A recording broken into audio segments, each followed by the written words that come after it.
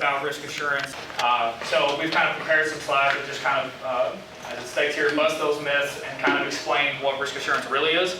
A lot of times you can't really understand what it is until you're working in that, working in the environment. We also have a lot of slides on here regarding risk and controls. I know Professor Attaway said that he had asked you guys to come prepared with some questions. So as we're going through this presentation, not required by any means to go through all of these slides.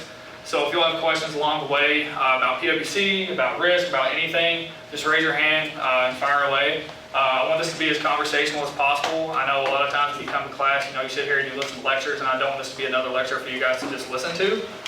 So the more engaged you guys can be, obviously the better it can be for everybody. So, as I stated, my name is Leslie Dawson. I'm a senior associate in the Louisville Risk Assurance practice. I was just promoted this year. I'm rolling into my 4th busy season. So I started full-time in fall of 2012 after graduating from U of L with my accounting degree and a minor in computer information systems. I did an internship here before I started full-time. And I'm a licensed Kentucky CPA, and I was also in Beta Alpha Psi here at U of L for, I guess, 3 out of my 5 years that I was here. So I'll let Austin give a few more details about himself. Okay, so I started college in 2011 at Louisville. That sophomore summer, I started interning at GE. I worked there for around a year. Main thing is I kept working. Every summer I would go work somewhere different. Then last spring I graduated from Louisville with accounting and finance degree to get the 150 hours so I could start planning to take my CPA exams. They're not very fun. I have 2 of them done so far. I'm trying to get the 2 knocked out before the year ends, so we'll see how it turns out. I applied, and last fall I was given a job offer for PwC starting in this July. So started in July, and I guess I'm a few months in now. I like it so far. Yeah, and piece of advice before you get started, for any of you that pursue your CPA degree, or CPA license, try to get it out of the way before you start a full-time job. Just a piece of advice, word for the wise. All right, so to go in, so who is PwC? Does anybody in here know who we are? Have you heard of this before? Okay, I see some hands, okay. So, we are an accounting firm, a global accounting firm. The U.S. firm actually operates independently from all of our other, I guess, brother and sister firms across the globe, but we are known as a global firm. We have assurance, which is formerly known as audit, tax and advisory services, and we perform those services for public and private clients and companies. Here's just a few bullet points of some of the things that we do. So for this slide, a lot of people think when you think about going into public accounting or working for an accounting firm, a lot of people just imagine a busy season, working 78 hours a week, like you never had a life, you don't have time to do anything outside of work. That's not true at all. And one of the things that our firm is really good about is giving us the opportunities to give back to the community, to do different volunteer events, and just all kinds of social events within our offices, across offices in our market. So don't let the thought of working crazy hours like for the rest of your life deter you from going into public accounting by any means. There are hundreds and thousands of opportunities out there working for a big firm like PwC. So this here just paints a very, very broad picture. We have a more detailed slide later, but risk assurance, as you can see, falls underneath the assurance umbrella. So we have core assurance, which most people know as financial audit. Oh, whoa, that thing is sensitive. And then risk assurance, so that's kind of the IT side of things. Okay, so just to go in a little more detail, here's just a kind of an overview of the different services that each line of service offers. So up here in the assurance realm, we obviously, our 2 big ones are external audit and risk assurance services. In bigger cities, Chicago, New York, we do a lot with capital markets, transaction services, financial services, things like that. Obviously in Louisville, there really aren't a whole lot of financial services type companies. We're more health insurance focused, from what I've seen being at PwC anyways, and we also have a lot of restaurants in Louisville. So to paint a little more specific picture about risk assurance in particular, As you can see here, we have more than 15,000 assurance professionals in the U.S., 3,400 dedicated to risk assurance, and that encompasses all like subgroups within risk assurance, and you'll see a little later all the different groups of services that we offer. We have dedicated teams for each of those. So obviously, our main goal is to deliver quality audits to all of our clients, or advising services for our advising clients. Clients in over 13 industries. I'm sure that pretty much goes for every public accounting firm that you'll hear from or hear about. So risk assurance. This kind of details all of the different subgroups that I mentioned within risk assurance. Myself, ever since I started here in Louisville, I have been pretty focused in this process assurance area and third-party assurance. What those are, the process assurance is basically the integrated audit support. So all the SOX 404 SEC clients that have to do their integrated audits, we support those audits by doing a lot of the ITGC controls testing, helping them analyze the risk and analyze the controls that they need for their SOX audit. And third-party assurance, we are hired by our clients to assess controls on the different processes that they have for their customers. For example, my main client is Humana.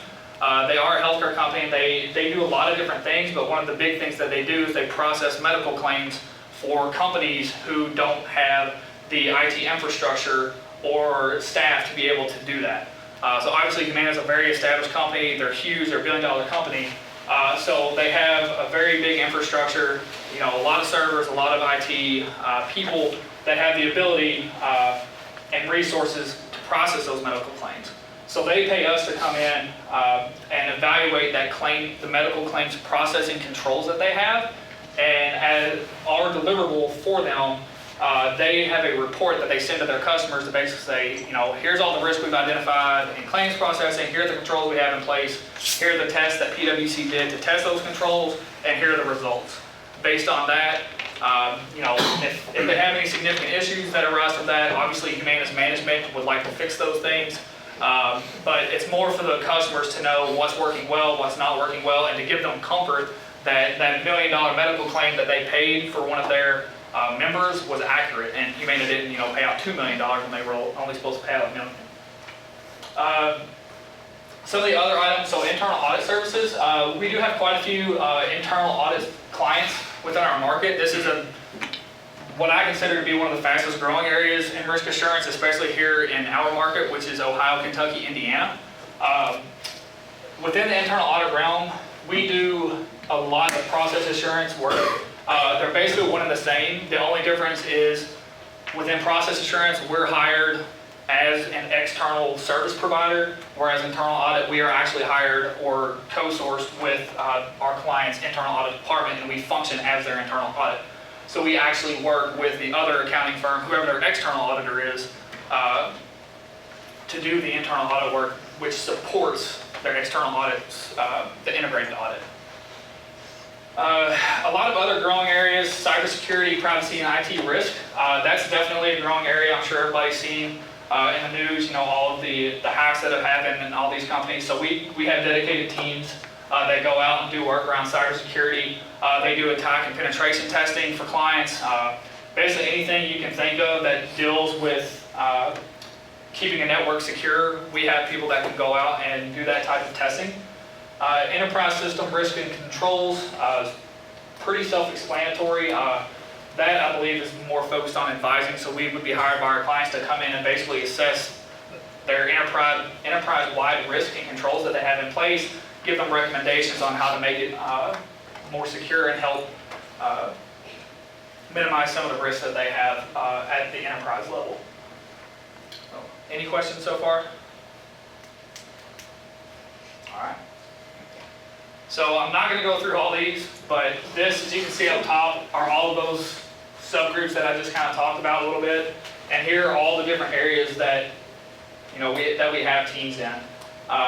So you can see, like I mentioned, for internal audit, so sourcing, SOX testing, controls optimization. So a lot of this internal audit stuff is the same thing here in the process assurance. It's called different things, but it's basically, so IT controls assurance is basically controls optimization. or SOX testing. So you can see within risk assurance, there's a ton of different things that you can do in the IT space that a lot of people don't know about until you actually start working for a firm that offers those types of services to their clients. And can you all see all right over here? All right, so this just kind of paints a picture. I already spoke a little bit. Here in Louisville, we're focused on healthcare, entertainment, media, and consumer products. Obviously, we have Churchill Downs in the area. That's one of the big ones. They have a lot of subsidiary racetracks in the Kentucky area and surrounding areas and across the nation. But healthcare is our big one. We have several healthcare clients in Louisville that we are their external auditor. All right, so this slide just kind of paints a picture about how quickly our practice is growing. Since I started in the Louisville Risk Assurance Department, there were, I believe, 2 full-time associates based in Louisville when I started full-time. That number is now up to 12, and we have 2 interns that are coming in next year, and we have 2 full-time positions open. So we have substantially grown just over the past few years, and that's not just in our Louisville office, but that's across our market and across the U.S. We're one of the quickest growing lines of service in the firm. Let's see. And even at the partner level. So just within the past 5 years, we've almost doubled the number of partners we have. Those partners, the majority of those we bring in from industry. One thing a lot of people don't know is a lot of people, once you work for a public accounting firm, like a lot of people leave after 3-4 years or whatever, but we actually get a lot of talent that ends up coming back to public accounting because they go work in industry for several years, they get up to management, and they just don't want to do that anymore. So they come back for us and work for us, and we have the capabilities to kind of leverage all of that experience and send out to our clients, and that's one of the things that really helps us differentiate ourselves from some of the other firms.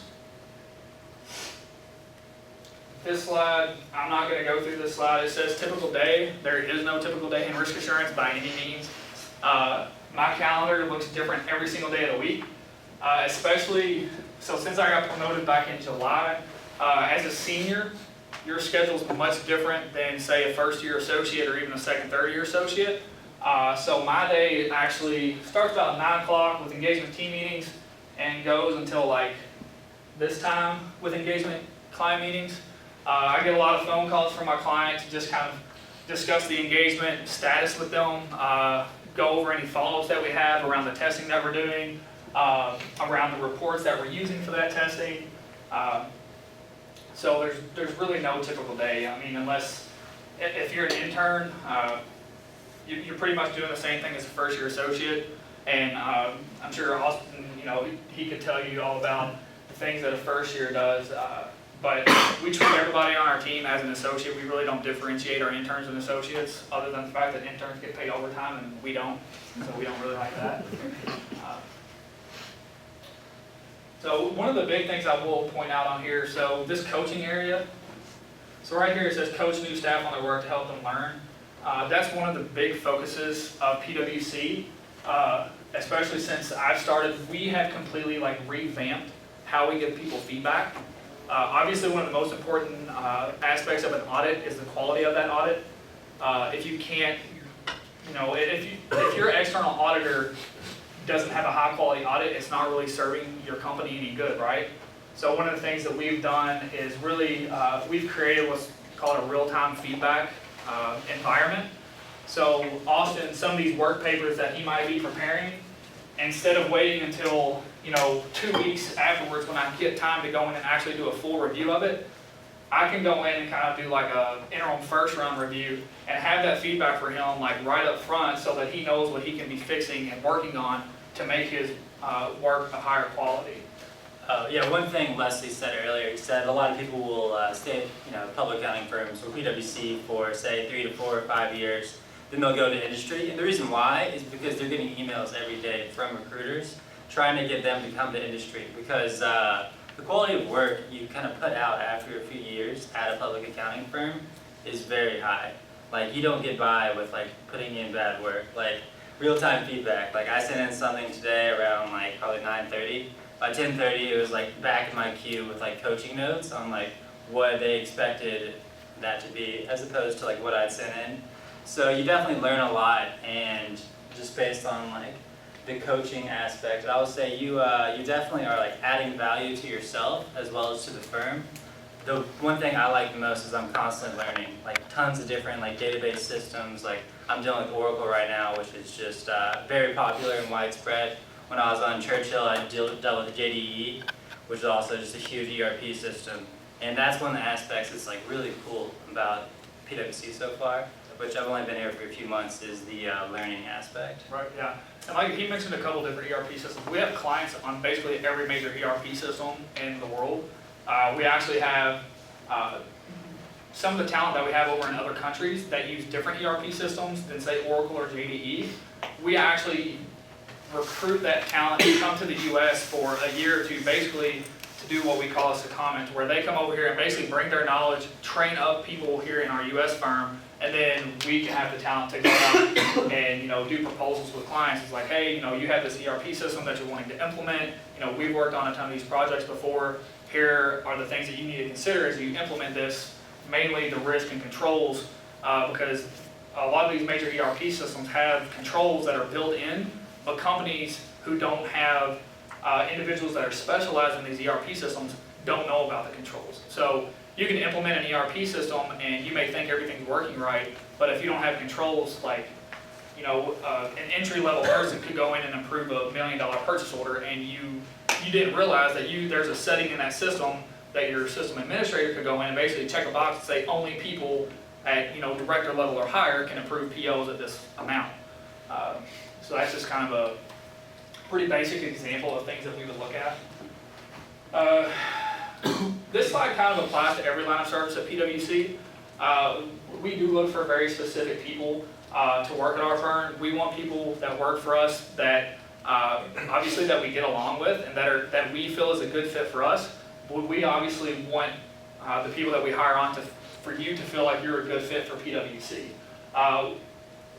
Number 1 and 6 here, I think, are two really important aspects of that.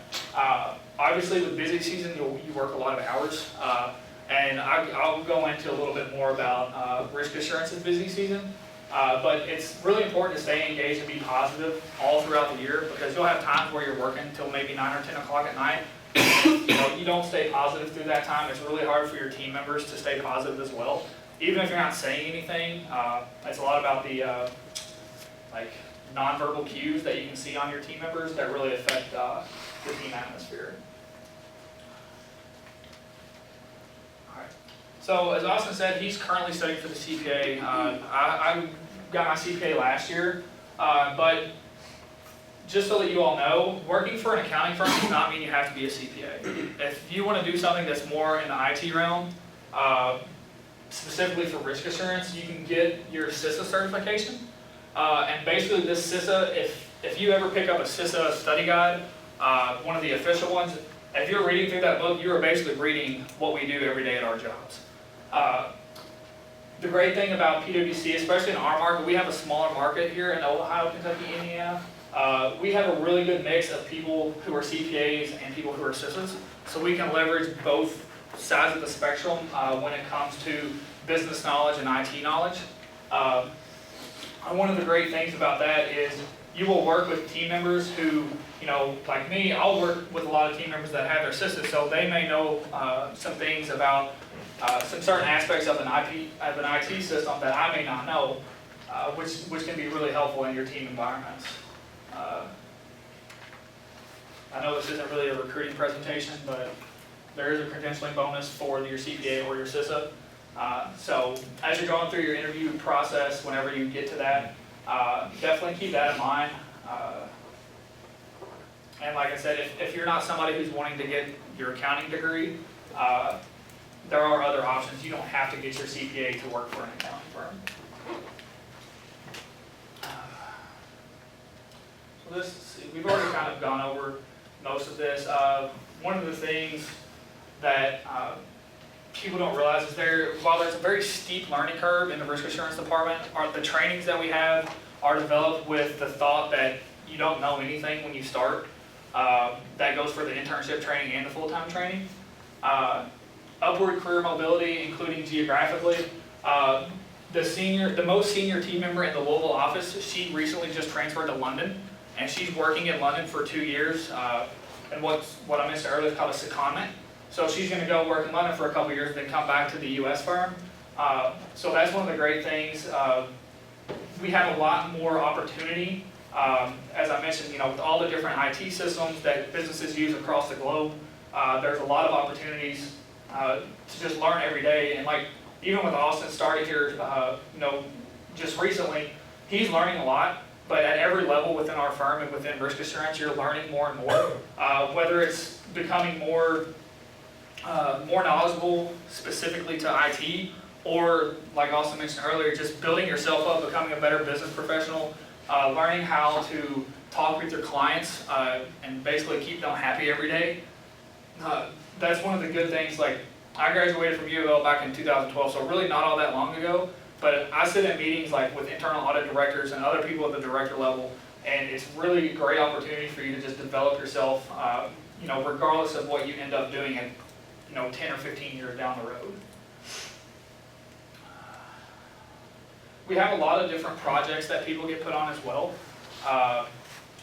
There are instances where, you'll start, and if it's a slower time of year, you can get put on an inventory. It's not typical by any means. But that's one example. Other projects, pretty much if there's an opportunity in the U.S. and you're not staffed on an engagement, meaning your schedule's showing you're open, if you hear about things, you can voice your opinion and say, hey, I really want to take advantage of this opportunity. There are people that can help you make that happen.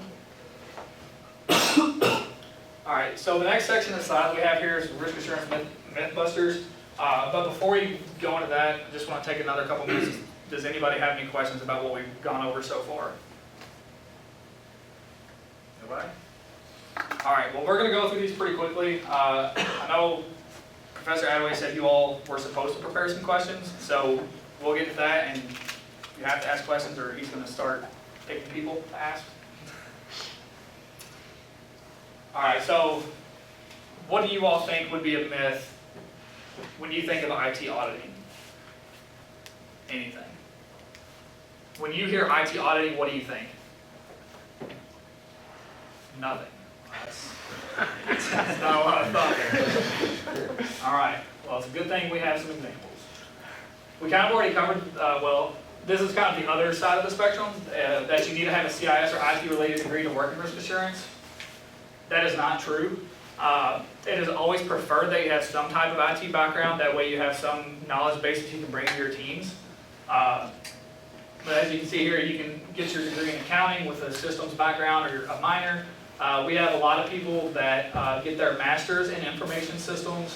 When I started full-time, there actually was an individual that started with me who had his undergrad in finance. There was an individual that had his undergrad in economics. There was a girl who got her master's in information systems and her undergrad was in human resources. So there's really no one path to get to risk assurance or IT auditing. It's really about just making it happen however you need to. Just one question real quick. So when you hear IT, what do you think of? Like anyone? I think I kind of like the geeky guys. Might only computers all day long. The guy sitting at the help desk answering questions, saying, oh, I can't send this email. Well, you forgot to click send. No. And that's actually one of our other myths. I don't know which. Yeah, here you go.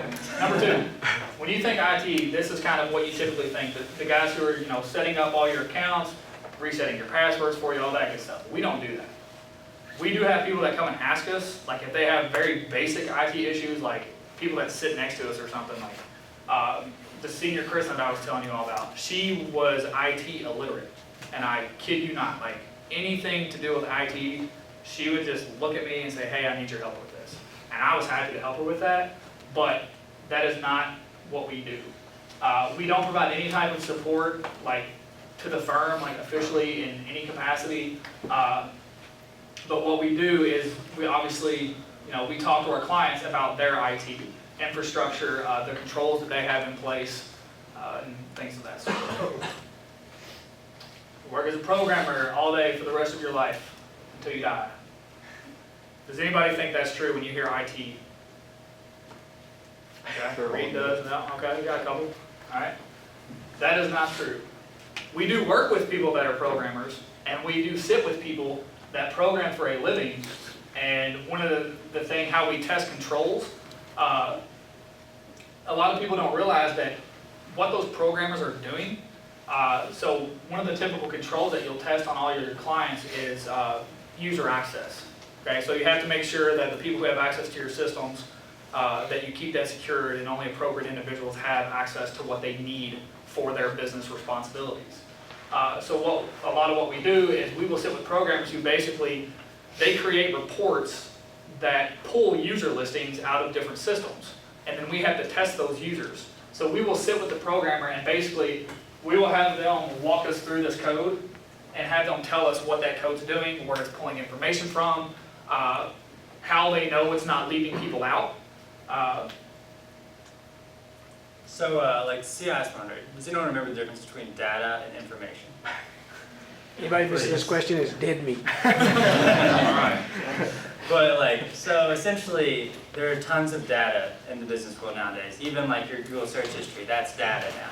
And these companies, they have these databases where all of this data is stored. And data means nothing unless you can turn it into something useful. You can turn it into information, something you can use. So like he's going through, we walk through, we look at the like reports that these programmers, or just, they're not, some of them aren't even programmers, create. And they're created using queries. And it's really, really useful in the business world as well as at PwC to learn how queries work. Because that's what they do to make this data into something useful that they can use to like, you know, do their daily processes and all the transactions and how their companies used to work. And a lot of people don't realize that user access to systems is a very, very important part of keeping your IT, everything IT secure. And because some of these reports, they may seem simple, but if you have one individual who has the ability to go into your database of all your client information or all your customer information that is not supposed to have that, how do you think your customers are going to feel if they find out that these people who don't need this access can go in and access all their personal health information and access all the medical claims that have been processed? Like that's not going to look good on you, right?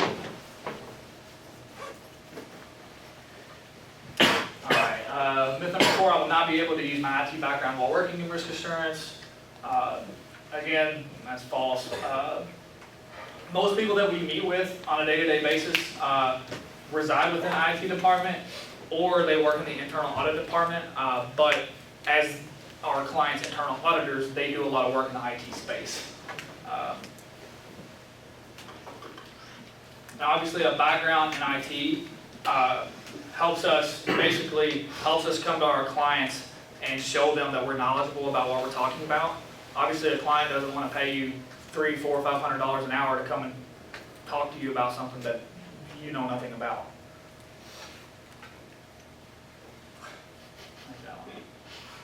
That's just false. I mean, we don't even have like cubicles like that anymore.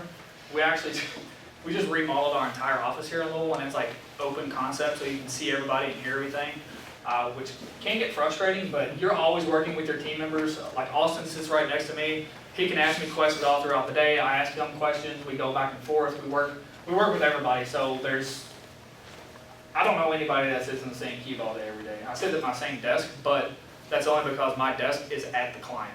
Our office here in Louisville is actually in Humana's building, so we can't really get away from Humana's.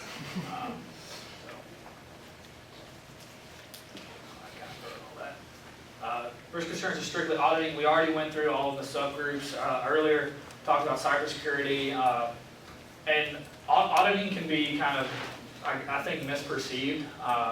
There are certain projects we have that are audits, but like a lot of advisory services, you're going in and you're auditing like the strength of a client's network when you're doing attack and penetration testing. So while it's not an audit engagement, you're still going in there and basically checking on things, right? Which at a higher level is auditing. All right, we already talked about those. Too specialized, I mean, narrow my future opportunities. I will strictly speak to this based on what I have seen since I've started and the people that I've worked with. I probably know at least a dozen people that have transferred to other offices or transferred to different departments or went overseas or come from overseas from other PwC offices to the US. So I can't think of one example of how working at PwC or in risk assurance specifically that your career can be narrowed. And I think if you talk to Professor Hadaway or Professor Bird, they would probably say the same thing. Okay. So, for those of you that I guess still may not know, like PwC, I can't even really comprehend how many people work for PwC.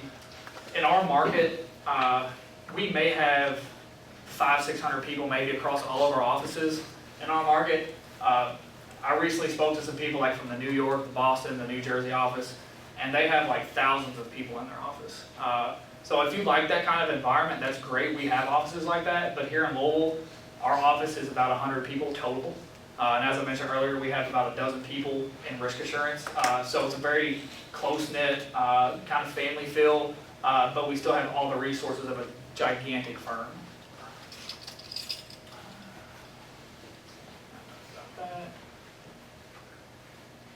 That's false.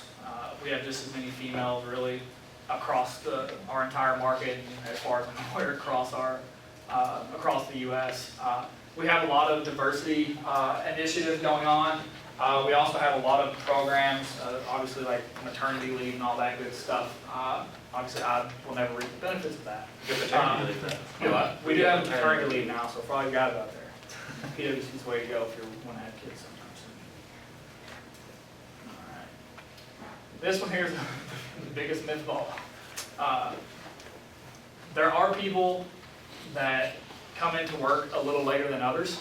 I usually get in the office by my choice around 8. Most people get in between 8 and 8:30, but it all depends on your day. You may have a really, really long day and want to, hang out at home until 8:30 or 9 and then come in a little later. The best thing about PwC is once you start working, you build the trust, or you build as much trust as you want. If you want your team to trust you and you want to have more freedom and flexibility, you can get it. You just have to earn it. So you can see here, let's see, where's our busy season? Okay, in the middle. So our typical busy season in risk assurance is from September to February. That is not the same type of busy season that a financial audit busy season would be, where they're working like 80, 90 hours January through February, and working 10-hour days on the weekends. Right now we are on, I think, like mandatory 45-hour work weeks, and then next week we start 50-hour work weeks. So our busy season is much more spread out, and it's longer, but we don't have to work as many hours a week. Hours are boring. That's not true. Everybody that I work with is around my age. Like, we always go out, we have a good time. And really, it's not something you would expect until you start going through recruiting and going to some of our office events that we have. As I mentioned earlier, we do a ton of community service. That's one of the biggest initiatives our firm has. So if you ever have, if you volunteer somewhere that you're really passionate about, you can always bring that to your teams and either say, hey, I want to make sure I get to do this, or hey, is this something we can do as a team? And the majority of the time, your team will support you and do it with you. We do a lot of work with Junior Achievement, Big Brother, Big Sister. There was actually an email just sent out today about a couple events coming up. So in risk assurance, we are just as involved in all of these other things as the typical, or as everyone else in the firm. So we're like by no means stuck in the office all the time doing our IT auditing. We're just as much people as everybody else. We're not the IT guys sitting there typing away all day long. Let's see. Okay, we've kind of already covered all this. All right, so this next section we have is risk and controls, and this class goes to 345, right? Okay. So before we get into our slides, I want to hear your all's questions. Because honestly, the last presentation I did, we didn't even make it to this slide because they asked more questions. So I want to hear some of your all's questions now. in the back. What are some good like internship backgrounds that would look good on like a resume or something to do risk insurance? In the most broad sense, anything. Okay. Any type of internship in the business world is good. Obviously working, if you do an internship, preferably for us or any other accounting firm, or I actually did an internship with Young Brands. I think from like my middle of my freshman year through middle of my sophomore year at U of L, and I got to work for a bunch of different departments there, so that helped. But any type of internship experience you can get it while you can. The opportunities are not always going to be there. People, I think everybody on our team has worked for a different company. Nick Wilson, who's also on our team, he worked, I think, for Atria Senior Living in their accounting roles. I actually worked for one of our competitors in the financial audit internship, so I did a busy season in that and learned very quickly that was not what I wanted to do the rest of my life. Let's see. Yeah, just honestly anything. If you bring two people who are, GPA the same, pretty similar, and one of them has an internship and one of them doesn't, I'm not going to say that would be the deciding factor, but that does play a big impact. Any relevant real-world business experience you can get is always great in our eyes. Obviously, in the business or accounting is better, but It's all about how you like leverage the experience and how you like make it apply to the role. Like, this is actually kind of funny. I have a good friend that's a manager for an accounting firm, not PwC, and he said that one of his favorite things to see on a resume is actually like food service, like not food, like being a waiter. Because he says you have to deal with those people every day and you actually learn how to interact, which like I'm the client side, at least 2 or 3 times a week. I have to be able to talk to people and to like get what I need from them.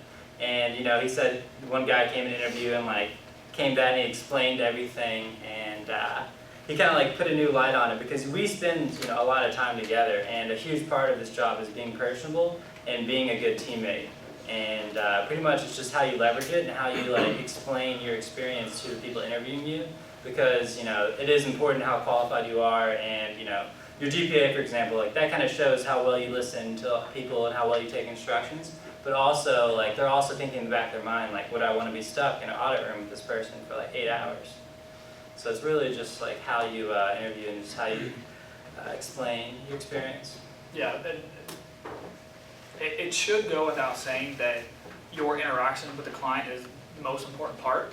You can be the best auditor in the world. You could be the valedictorian here at U of L when you graduate. But if you walk into an interview and sit down and like you're talking to your interviewer who's a manager or a director or a partner at PwC, and you're, boasting about all your accomplishments, saying how great you are and all this and that, like if you don't have a personality that fits with our firm, no matter how good of a student, no matter how good of a business person you are, if you don't fit with our firm, we're not going to hire you. There was one of U of L's valedictorians, I don't know how many years back, but it's probably maybe 4 or 5 years back. It was like right before I started full time. They interviewed with us and we said no because nobody could stand her when they interviewed. She was rude. She acted like she was better than everybody, and like her whole valedictorian spill was like that was like her main characteristic that she wanted everybody to know about. And it's like that's great. It shows you have really good drive. But if we don't feel comfortable putting you in front of a client, we're not going to hire you because that client's going to be paying us. I think an intern rate is just an example, maybe $100 an hour is what we would charge our client as an example. Our client's not going to want to pay us $100 an hour for somebody to sit there like sore thumb and just be there for no reason, or someone to come in and upset our client, or demand things from our client. I think one of the things that's you don't really start realizing, especially while you're still in school, is that the relationships that you have with people, the ability to develop new relationships, and I know probably every professor here will say network, network, network, and it's good to know a lot of people, but it's the impact that you have on those people, it's the value that you create from those relationships, and it's the sustainability of those relationships that you create that's what's important. My client that I have right now, like I said, I'm kind of in the role now to where I'm like managing that relationship, so basically when they call me, like I'm at their beck and call. Like they are paying us an absurd amount of money for my services, so I have to be there for them when they want me to be there. If they need something, it's my job to update them on as to what's going on, or whatever they need if they have questions. And if if that relationship didn't work, I wouldn't still be on the client. Because that client can come to my manager and be like, hey, I don't like this guy, like he's rude, like, you know, he's inconsiderate, and they would pull me off that client in a heartbeat. Because, I mean, they can put me on something else where they really don't care, or, you know, they can cause us to lose a $5 million audit, you know. Good question. Yep, Danny. What are one of the bigger challenges you all face in the risk assurance line of service? As compared to the other lines of service? Yes. I think from our engagement, we have an interesting dynamic on my main client, where there's a lot of different parties that are involved in what we do. So, you know, we have to do a lot of work with the internal audit team, who then has to go to the IT team. Like, a lot of it's like project coordination. We do have a dedicated project coordinator for our engagements, but I think from my perspective, it's the coordination of getting what we need to do our controls testing and getting the business to understand why we need that. A lot of the things, like a big part of our job is sending follow-ups or requesting things from people. So we have to know who to get those from.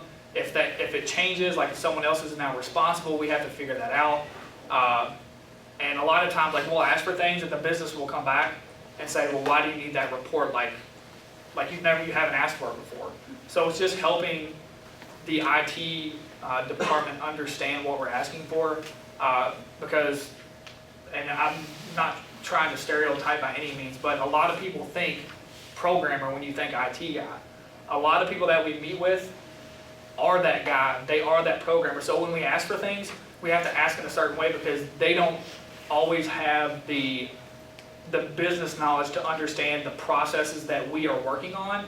They know that this is my report, this is the report number, this is how I pull the report up, this is what I use it for. So we have to, a lot of times, explain to them, like, look, like, here's the control we're testing, it supports this, like, this is why we need it, and then explain to them. A lot of times we have to explain to them, like, how to get it for us.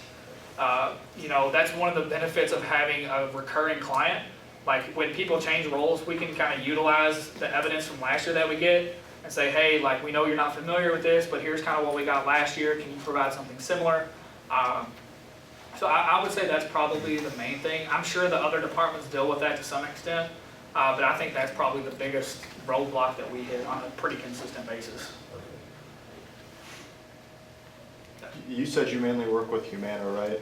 How's that changing now that they got bought out by Aetna? Are you having a... Not officially yet. Okay. I will tell you, from our perspective, Humana is holding the status quo and operating as though they are still competitors. When we ask the people that I know at Humana, they tell me the same thing. We don't know anything about the merger. They don't, like, the majority of people at Humana that are below, like, VP level, they don't know anything about the merger. Their CEO sent out an email and said, hey, we're going to operate, we're like, hold the status quo, Aetna's still our competitor, we're going to operate as such. Okay. So I'm sure there are meetings going on that are way above my pay grade on the PwC side and the Humana side, but I really don't know. It's going to be interesting. It's going to be an interesting year next year. Yeah, I figured you'll have to go through a lot of changes with that. Oh, yeah. Not something we're looking forward to, but it'll open up more doors for more opportunities for us, especially in Louisville. Yeah. So, yep. What's like the most common risks you guys deal with the IT departments? Like what do you suggest to? What's like the most common control you guys give them? Common controls, I would say, are probably ITGCs. Everybody has to have those. Everybody know what that is? Or does anybody not know what that is? Okay, so there are basically two control realms within an IT environment. You have your ITGCs, which stand for Information Technology and General Controls. Those are basically controls that every IT environment should have to some extent. Then the other side is business process controls. So when I was talking earlier about medical claims and how they get processed within an IT system, that's all like business process. So there's a process in place and controls around that process to make sure those claims get processed completely accurately and get charged to the right doctor, or that the right doctor gets paid and that the right customer is paying that money. That's on the business side. The ITGC side is basically user access, program changes. So there's four domains. There's user access, program changes, which is like anytime like the ERP system, that if a client has Oracle and they're gonna do an upgrade, like upgrade from version 9 to 10, that's a program change.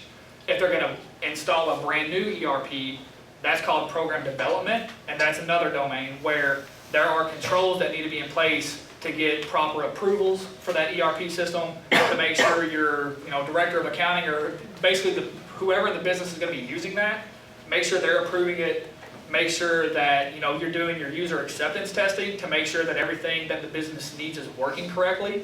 You have to get sign off from them. And then the other one is computer operations, which is basically your day-to-day like payroll batch jobs. So there's not, most big companies like Humana, there's a job in place to process their payroll. They don't have somebody keying in every single payroll entry, right? They have tens of thousands of employees. So there's a job out there that runs that payroll and kicks out all those paychecks. So they have to have controls around that job to make sure like some angry person that got terminated doesn't go in there and start funneling that money off into his own account or create his own, a second payroll job that, cuts his check twice. So basically the access to the programs, changes that occur to the programs, new programs, and then the day-to-day operations. So a lot of our smaller clients that we have are private clients. I've worked on a few of those in my past few years. And what we typically do for them is we kind of sit down with like their director of IT or whoever's in charge of the controls.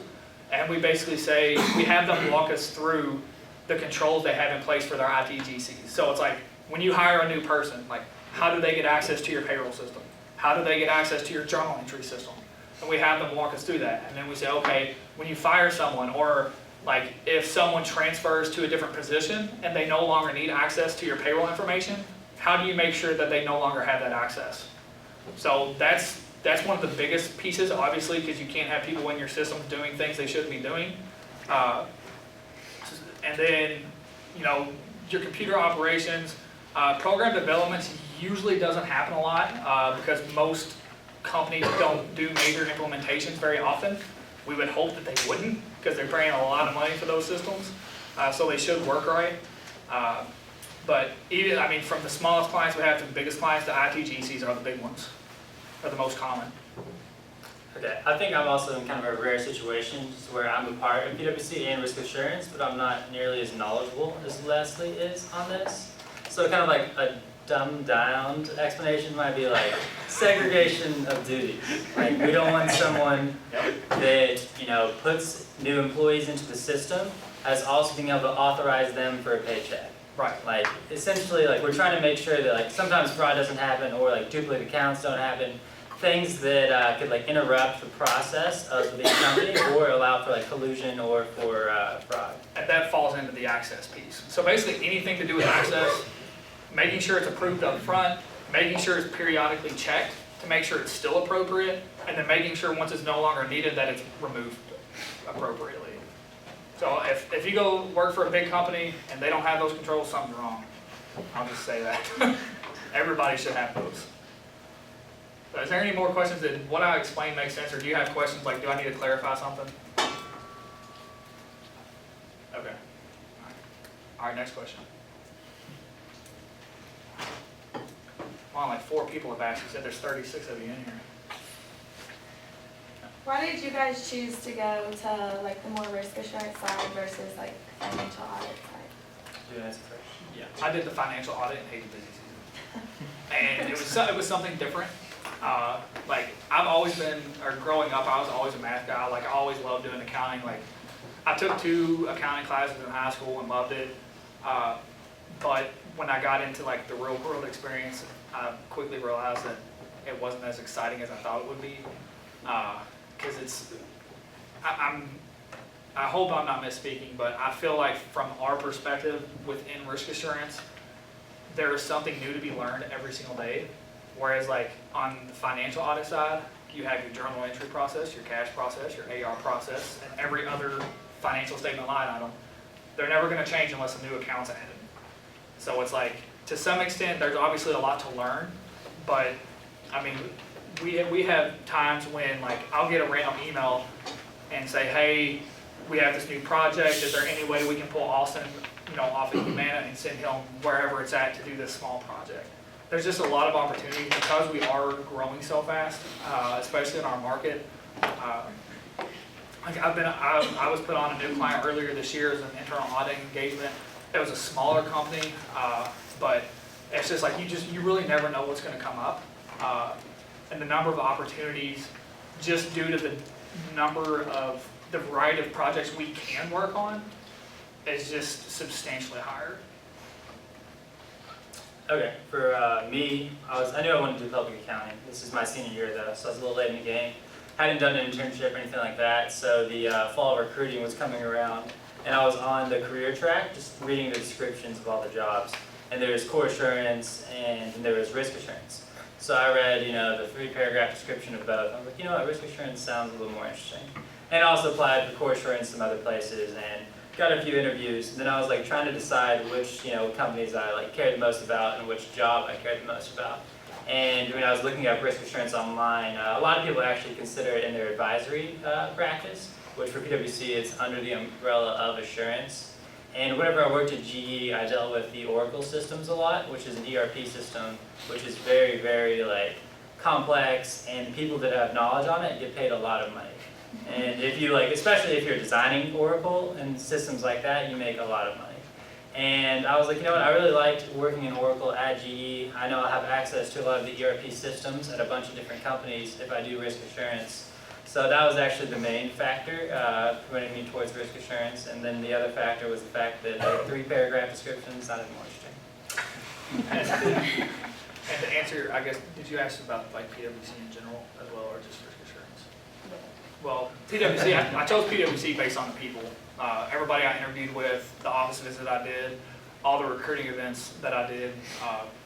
Everyone that I met from PwC was just hands down, I felt like I was at home when I was talking to them, as opposed to some of the other firms. So that goes back to what I mentioned at the beginning, is during the recruiting process, you're trying to find the best fit for you, but we're wanting to make sure you're a good fit from our perspective too, because we're not going to hire people that we don't feel fit for us, but we don't want you to work for us if you don't feel comfortable working with us. We don't want you to come to work every day and hate working with the people that you work with.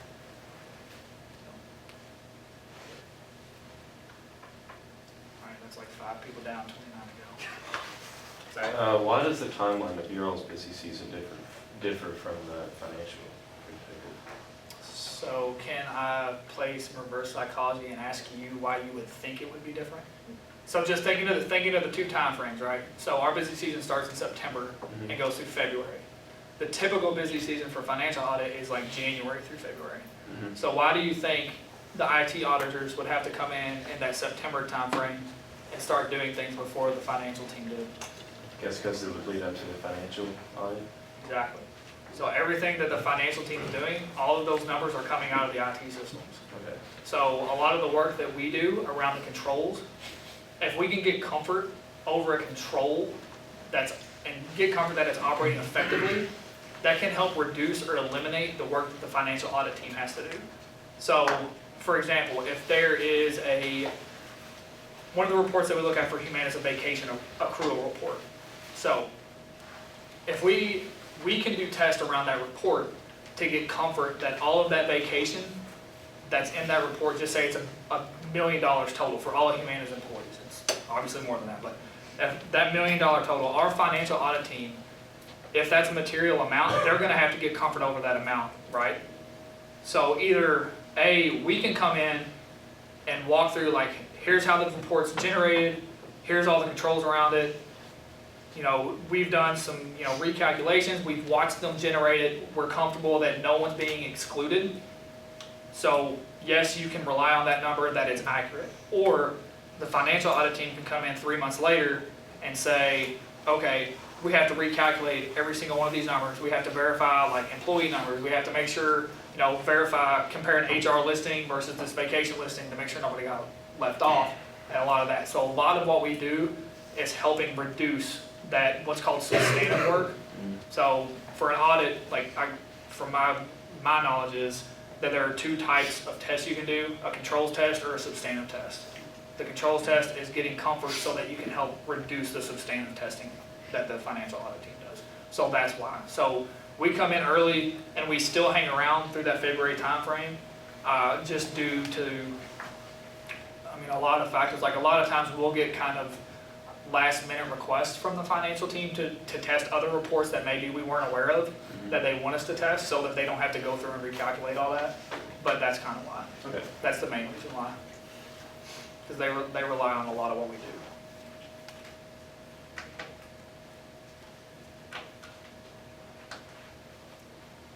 Whenever you do find discrepancies or weaknesses, how do the clients generally respond? Are they receptive because they're paying you a lot of money to find that, or do you do it well resistant? It depends. On my client, depending, so one of the main engagements, we have multiple engagements with Humana. One of our main engagements that we spend the most of our time on is that report that I discussed earlier. And within that report, there are basically 10 different, or 11 different control objectives. So to relate those back to the ITGC and business process stuff I discussed, each one of those control objectives, like there's one for user access, there's one for program changes, but then there are like 5 or 6 different objectives for all the different medical claims, the processing, so like enrolling a new member, enrolling a new provider, actually paying the claim, sending the customers like a reporting package saying, hey, here's all the claims that you paid out for the month, right? So depending on which business area we're dealing with, we get way different responses. We do have our typical areas that we pretty much identify an issue every time we do a test. They appreciate what we find, but they are very critical around the analysis that we perform to get the results that we get. So we can send them a very detailed spreadsheet that says, here's everything you gave us, and this is what we're deducing based on exactly what you gave us. No other information, no other anything. And they'll kick it back and be like, no, you're wrong. And it's like, okay, well tell us how. But you just are. And that's honestly what we deal with. And sometimes it gets to the point where I have to bring in my manager and director, and they have to sit down and explain to them, like, look, like, here's A plus B and it equals C. Your system says A plus B equals D. You're wrong. And they're just, it all really depends. The majority of our clients are, we've had them for a while. They're pretty established. So, like I said, they appreciate when we do find things, because it goes back to the whole point that like Humana wants their customers to be happy. So they don't want to find issues. They don't want us to find issues. But when we find them, we have to report them. And sometimes they don't really like that. Do you work a lot with companies that are implementing a new ERP system? Here more recently, yeah. One of the internal audit engagements I was staffed on, they are going to go live next summer. So we've actually already had a few discussions with them around like things that they should be considering. One of our other clients just went live with a new version of JDE 2 or 3 months ago. And we're having discussions with them around like, so we can actually do, so this kind of goes back to like the advisory type stuff. We can do what's called a pre-implementation review. So they can hire us as consultants to come in and basically assess everything they've done prior to going live, and then we can like give them some recommendations like, hey, before you go live, you really need to consider these things.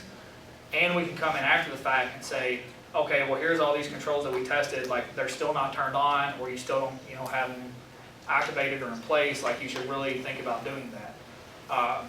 But I think, and I'm not sure if this is a trend all across the US or not, but I feel like we've had an abnormal amount of clients that have either gone through a significant upgrade or just buying a completely new system.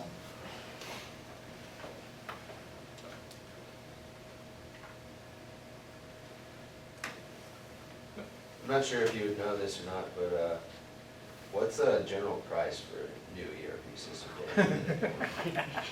Oh, it depends. I mean, they can be millions of dollars. It depends on which system. So like for Oracle, for example, there are, I don't remember how many, but there are probably a dozen modules for Oracle. So you can have like an HR module and 11 other modules that all do different things, but they all work together.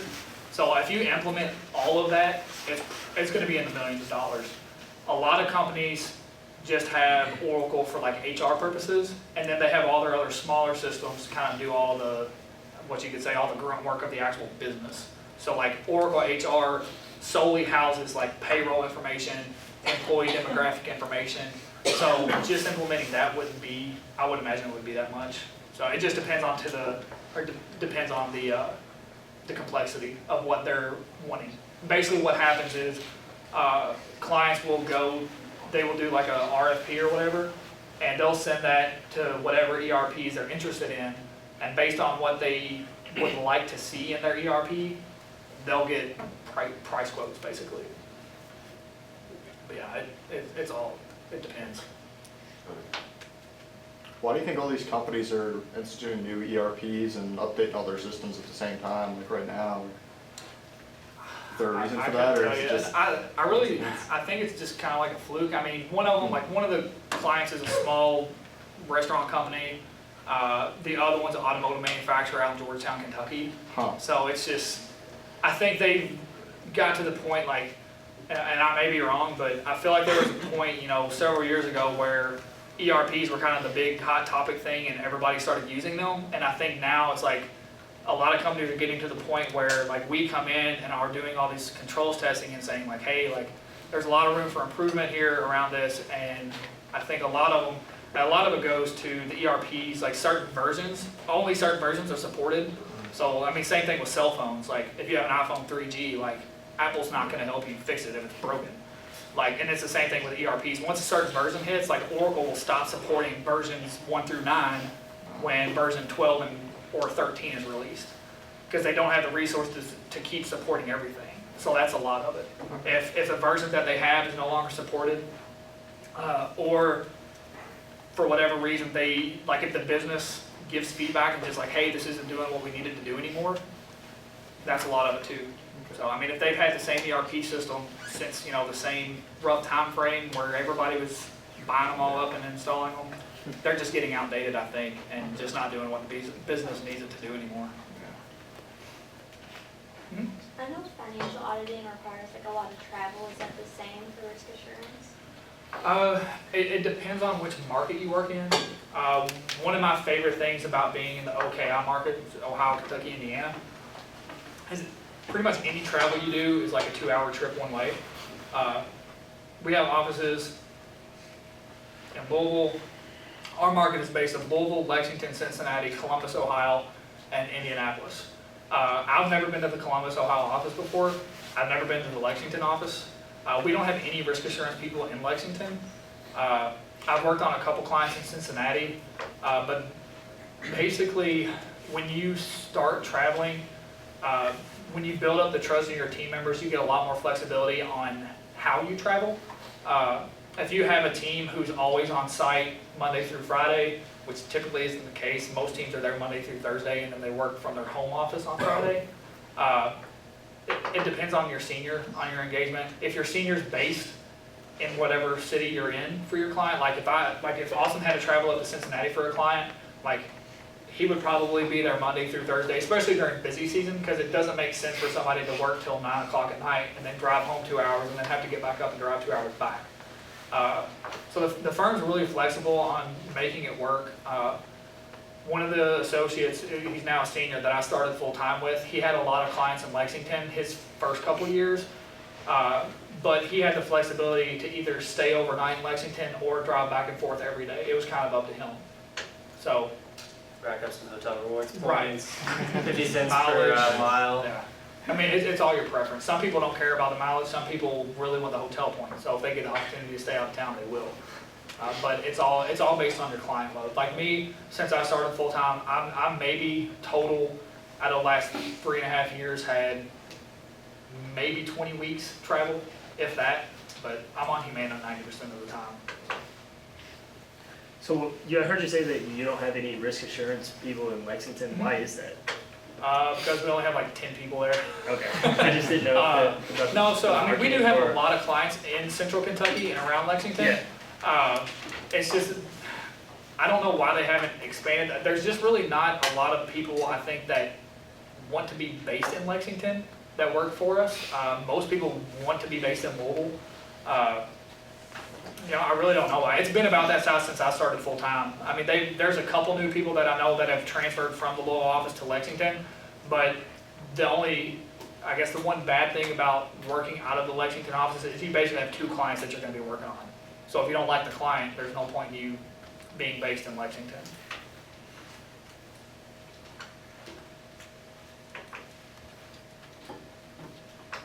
Next. Come on, still haven't heard from like half the class. We've got about 5 minutes left. Do you get to pick what client you're with, or are you assigned? When you first start, you're assigned. You really don't get to have much of a say until you get to like the senior associate or manager level, and manager is like 6-7 years. When you get to your senior level, the thought is that you will have been on the same clients for the most part, you know, for your first few years. So based on how you've performed on those clients, and if you have like a certain interest, like if you have 2 main clients and you really want to focus on one, you can express that interest. And we have people that can do everything they can to make it happen, and they typically do. But when you first start, it's pretty much where's the need at. Like I said, like we had 3 new hires that started back in July, and I think all three of you did an inventory, didn't you? Yeah. At one point, so it was just like it's wherever the need's at. Like we didn't need Austin on Humana at that time because we were in our slower period. Like I really wasn't doing a whole lot on Humana, so we basically just kind of kept their schedule open, and they kind of like other managers out of market or whatever would pick them up and say, hey, we need this project done, like, you know, and they call them up and bring them wherever they were at. So it really just depends. Is there like a pay increase when you get your CPA, or does your pay just stay the same? The only pay increase for us, well, depending on when you get your CPA, if you get it in your first year after starting full time, you get a $5,000 bonus. That's before tax. If you don't get it till your second year, it's a $3,000, then it goes to $1,000. I don't think it affects like your year-end review where they determine what your pay bump's gonna be. But if you get down the line and you have your CPA and somebody else doesn't, I mean, it can definitely weigh on like someone's opinion on whether or not they want you on their engagement. And you have to have a certification. To get promoted, yeah. So to get promoted to senior, you have to have your CPA or CISA in risk assurance. You have to have one or the other. You'll ever have any people hired in that have their CPA? Sorry. You'll ever have any people hired in that have their CPA? That already have their CPA? Well, yeah, Scott did. So one guy we had that interned with us, his schedule worked out to where he interned, and then while he interned, he was studying for a CPA, and he ended up passing all 4 sections before he started full time. That's typically not the case. After I graduated, I had like 3 months off before I started, so I was able to get 1 section out of the way before I started full time, but then I just got the rest of mine knocked out my first year working full time, which was a nightmare. Like I basically had to send like a huge text message to 50 people, and it was like, hey, I'm gonna be non-existent for the next 8 months, I'm sorry. And just got it knocked out. The CPA is definitely worth it. I think I was at an AICPA meeting last year. I think CPAs on average make, I think, a little over $1 million more through their lifetime than non-CPA accounting majors. Yeah. So, I mean, something to consider. Yeah, most people will tell you, like, if you're interested, even slightly interested in getting it, just do it. Our firm, if you work for us, they pay for the study materials. All of Becker, they pay for that. They pay for the first time you take each section of the exam is paid for, so it's basically a free $5,000 if you pass it. But down the road, anytime, like if you end up wanting to leave PwC and go into the industry, you're gonna be way more desirable if you have your CPA license. And at PwC, our firm makes it extremely easy to like get your CPE credits to make sure you can keep your license. So that's definitely a plus too. We don't have to pay for any CPEs, like any of those AICPA meetings that you go to, like that membership's paid for us. So there's definitely a lot of perks. I have time for One last one? All right, well, if y'all have any more, yeah, one back. Yeah, is it like the same requirements for the system? You have to have 150 credit hours before you go. No, I think you can take the CISA while you're still in school, I think. I'm pretty sure, yeah. You don't have, there's no hours requirements for that. But see, PwC, it pays for you to take that as well. So like they pay for all my CPA stuff, and if I wanna go take the CISA, they would still pay for that the first time. So it's just the first time around where we do that. Right, yeah, so they'll pay for Becker once, and then they'll pay for all your exams once. But if y'all have any more questions, I've got business cards, you can feel free to email me or call me. All right, Let us thanks a know. lot, guys. Thank you.